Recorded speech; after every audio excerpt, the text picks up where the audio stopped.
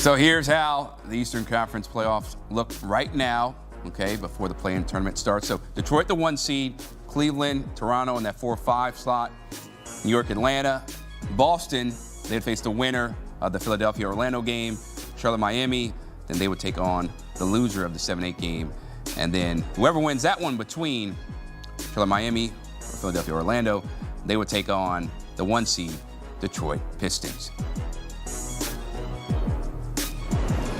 Time now to bring in CBS Sports NBA analyst John Gonzalez for our NBA Eastern Conference playoff preview. And John, let's start with the New York Knicks. They're going up against the Hawks, who have really had a resurgence after they trade Trae Young. They're done with that era. Jalen Johnson looks like to be the marquee guy. You got Jonathan Kuminga, CJ McCollum. What stands out to you about this matchup? Yeah, if I'm the Knicks, I'm not really thrilled about this because, as you mentioned, the Atlanta Hawks have been one of the hottest teams since the All-Star break in the NBA and certainly in the Eastern Conference. And if you were the Knicks, you were kind of hoping it was going to be the Raptors, right? Because they were 5-0 against the Raptors this season. That's a much better matchup for the Knicks. And the reason why I still think the Knicks are the favorite in this series. But the one problem I've had with the Knicks, despite the fact that they played better since the All-Star break, and there have been ebbs and flows in their season. After they go and they win the NBA Cup, they had a little hiccup, but they righted themselves. And since the All-Star break, they're top 10 in both offense and defense. So you're feeling pretty good about that, right? And they just beat the Celtics the other day, even though they didn't have Jaylen Brown. You're thinking, okay, well, we beat the Celtics and we might have them in the second round. The reason why I have a little bit of hesitation, Chris, about the Knicks is because this season they kind of struggled, not even kind of struggled, they have struggled against teams that are 500 or better, just 21-22 against those teams. Now, they are 2-1 against Atlanta this season, but when I look at Atlanta, I'm thinking, man, this is a nice young team. After they did the addition by subtraction thing with Trae Young and got him off, all of a sudden, boom, they took off like a rocket ship. And Jalen Johnson has been a revelation this season. They got CJ McCollum in for a dime, for a song in that trade for Trae Young. And Yeke Okongwu, a lot of casuals don't really know about him. And the guy that I think that a lot of people are going to be introduced to in the postseason is Nickeil Alexander-Walker, yes, who's up for, and my pick for,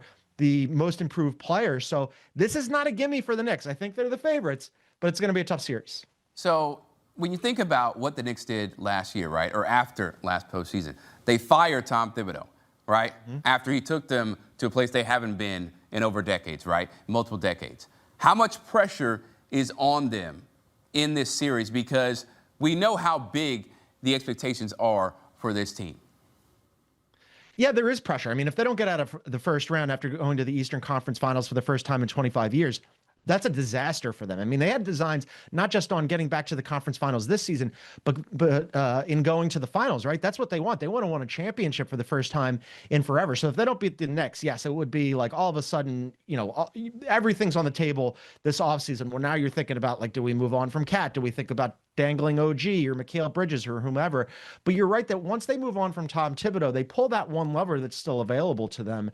And so I'm not sure really what success looks like for them. I do think that they'll get out of the first round. It'll be a tough series against Atlanta. But now if you do, you're almost certainly going to play Boston in the second round. If you don't beat Boston, then what? Like, that kind of feels like a lost season as well, right? Okay, now let's say you even beat Boston and now you go to the conference finals. Well, don't you have to win that? I mean, like, what does success look like for a Knicks team that has really raised the bar, and rightly so, right? The fan base was feeling themselves last year.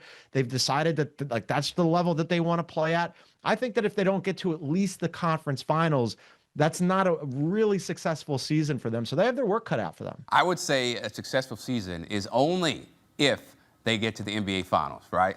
That's for me, that's what success looks like, right? Yeah, I mean, listen, you went to the Eastern Conference Finals last year. Now you got to get to the NBA Finals and see what you can do against the best in the West. How about for that 4-5 matchup? You got Donovan Mitchell, James Harden, and the Cavs going up against Brandon Ingram, RJ Barrett in Toronto. How do you see that matchup going, man? Yeah, if I'm the Cavs on paper, I'm thinking I like this, right? Except for their 0-3 versus the Raptors during the regular season. So the Raptors are kind of plucky and they fly under the radar because not a lot of people tend to pay attention to the Raptors, right? They end up in that 5 seed. This is one of those teams that this could just be that they're scrappy and then, like, you don't want to really play them in the first round because they've got that starting 5 now finally healthy with Brandon Ingram and Scotty Barnes and RJ Barrett, Emmanuel Quickley and Jakob Poeltl. And that's one of those teams where, like, maybe they just want to play the spoiler. For the Cavaliers, similar to the New York Knicks, they have to get out of the first round, right? Because last year they spent most of the season atop the Eastern Conference standings. What happens? They get bounced out in the second round. That was a huge, huge disappointment for them. This season, they come in with huge expectations of, we got to make it to the Eastern Conference Finals. They start out slow, they dig themselves a little bit of a hole, and they decide before the trade deadline, look, we got to supercharge this thing somehow. So we're going to trade injured at present, but only 26-year-old Darius Garland for 36-year-old James Harden in the hopes of, really boosting this thing and making it to the Eastern Conference Finals or even beyond. On paper, I like the Cavaliers to win this series, but they got to do more than that. If they don't get out of the first round or win the second round, I would say in the similar situation where we're talking about the Knicks and the high expectations for them, Cavaliers, same situation. If they don't make it to the Eastern Conference Finals at least, that would be a disappointing result for them. Yeah, 100%. Now, for your Sixers, disappointing is an understatement for how their seasons have gone, right? Just keeping it 100, man. When you think about the fact that they're going up against Orlando in the play-in tournament with the right to take on the Boston Celtics, how do you foresee their chances, especially with likely no Joel Embiid? This feels like, I don't know if you've ever seen Rocky 3, but they asked Clubber Lang, what do you foresee? And he says pain. Yeah. That's pretty much the default position for the Sixers. Whether or not they win this 7-8 matchup against Orlando or they lose it and then they take on the winner of the 9-10 matchup between the Heat and the Hornets and they win that or they lose that, it doesn't really matter because even if they get out of the play-in, and I think that that's a tall order, they're 2-1 against Orlando this season. We just saw Orlando lose today in a game where you thought that they had everything going for them, right? Because Franz Wagner was out there and Paolo Banchero, and they've got their lineup and they're playing against the Boston team that didn't even have most of their starters out there. They basically decided we're just going to rest everybody, and rightly so because they were already locked into the 2 seed.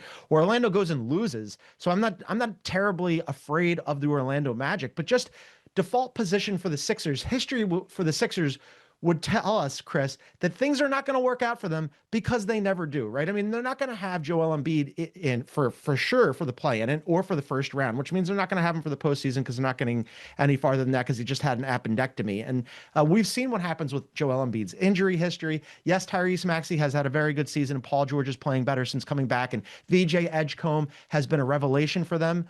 But the ultimate thing here, if you're asking me what happens with the Sixers, they're going to lose sooner than later, and they're going to ride off into the offseason. Right. So you rather they lose earlier than have to suffer through a 7-game series, or? Yeah, I mean, the thing here is that they have a first-round pick that they owe to Oklahoma City, but it's protected 1-4. Now, even if you crash out in the play-in, those odds are pretty long, right? But what's the alternative? I would rather have the dice roll on the lottery pick on keeping it and drafting in the top 4 2 years in a row. You just got VJ Edgecombe, you got really lucky. Maybe the lottery gods smile on them again, because unless you do that, you're getting out of the play-in, which means, let's say they beat the Magic. Okay, that's a 4-game sweep against the Celtics. That would be, the Celtics and the Sixers have a long history of very silly meetings in the postseason that almost always work out for Boston. Or they lose that game to Orlando, and then somehow they beat the 9-10 winner, and then they play the Pistons, and that's the same result. So, yes, I would much rather have the dart throw on the lottery pick than losing in the first round. Yeah, I'm not mad at you for that, man. Now, how about the Pistons and the Celtics? They enter the playoffs as the top 2 seeds in the East. My question for you, John, is do you view the Pistons as the team to come out of the East, even though the Celtics are favored to be the East representative for the finals? These are my 2 teams that I think are going to be in the Eastern Conference Finals. I know that we spent a lot of time talking about the Knicks this season and the Cavaliers, and if you look at the bookies odds, the Cavaliers and the Knicks have better odds than the Pistons, and I've spent all season going, when are people going to give the Detroit Pistons respect? I think the Celtics are rightly favored, and I do think that they'll come out of the Eastern Conference and represent the conference in the finals, but I think it's going to be a really good series the Pistons could give them, right? I'm not writing off the Pistons at all, and I think that they have the easier path than the Celtics, because in the first round they're going to get whoever comes out as the 8th seed, and then they're looking at the winner of that Cavs series. So I like the Pistons. They've been atop the Eastern Conference all season long. They have the 9th best offense in the NBA, and they're killers at the defensive end. And what happened when Cade Cunningham went down, right? Everybody went, and I thought so too, that, this is going to be a little tricky for them. They've got a whole bunch of guys who just play really hard, play excellent defense. They know who they are. They get all their points in the paint.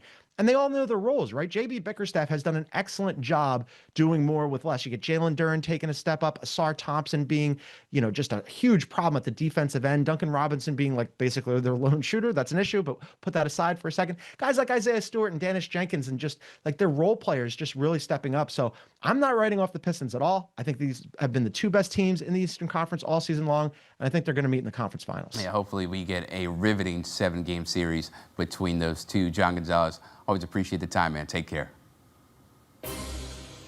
All right, so here are the odds to win the Eastern Conference, and as we mentioned, the Celtics are the favorite at plus 155. Then it's not the Pistons, it's the Cavaliers at plus 340, followed by the Pistons and the Knicks.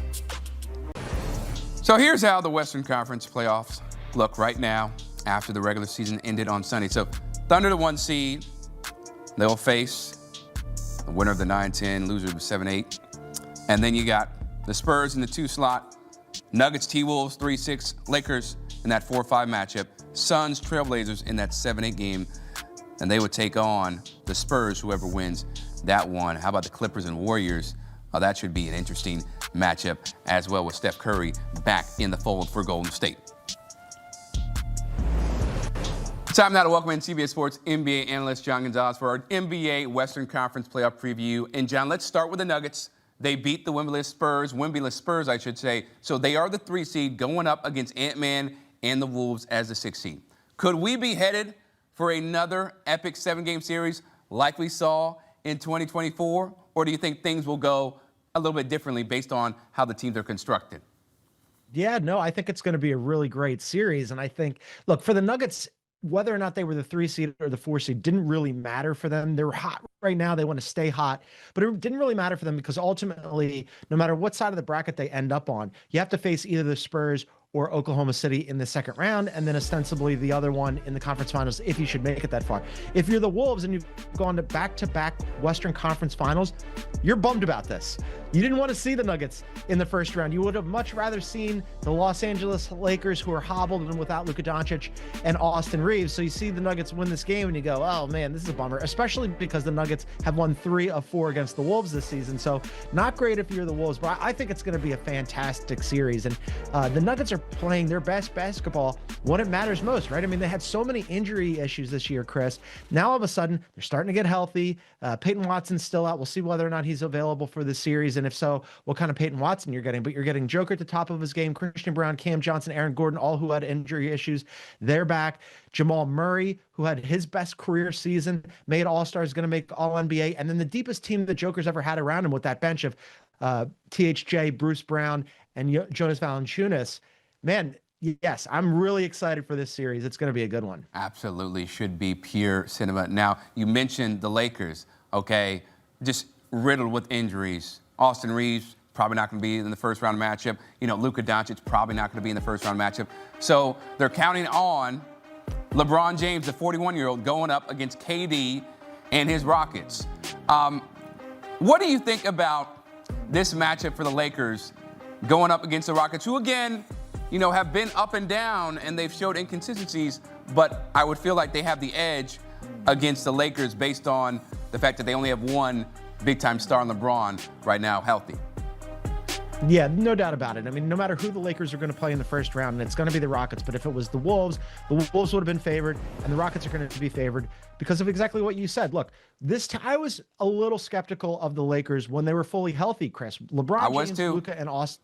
Yeah, absolutely, right? I mean, those 3 guys together, excellent big 3, right? And let's just go back a week and a half when they had won 15 of 17 games and they're going to Oklahoma City and everybody's talking about, oh man, the Lakers are really on the come. They're playing really good basketball. Maybe this could be a statement game for them against the Thunder. And it just wasn't the kind of statement game that they were hoping for, because not only did OKC absolutely run them off the floor, but also then they go ahead and they lose Luka Doncic and Austin Reeves. And those 2 guys are not playing in this first round series. And I got bad news for Lakers fans. There's not going to be a second round series, because even though the Rockets have been up and down this season, the Rockets are infinitely better with the strength that they have right now than the Lakers have. LeBron James at 41 years old, what an amazing season. But you're asking him to go from the third option, which JJ Redick had said earlier this season, when LeBron is our third option, when he's third in usage rate, that's when we're at our best. He was right about that. Now you're asking him to go not only to be the one option, but basically the only option. I mean, after that, you're looking at DeAndre Ayton, Marcus Smart, Jake LaRavia. The other night, Chris,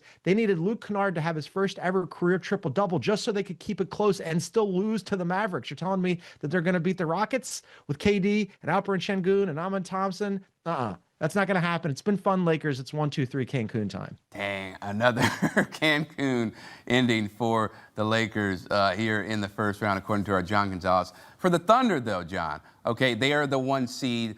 They have looked so dominant and locked in, even with all the lineup changes. Now, we thought maybe they would break the Warriors' record of 73-9. That wasn't happening. But do you feel like they'll face any adversity in the Western Conference playoffs so far?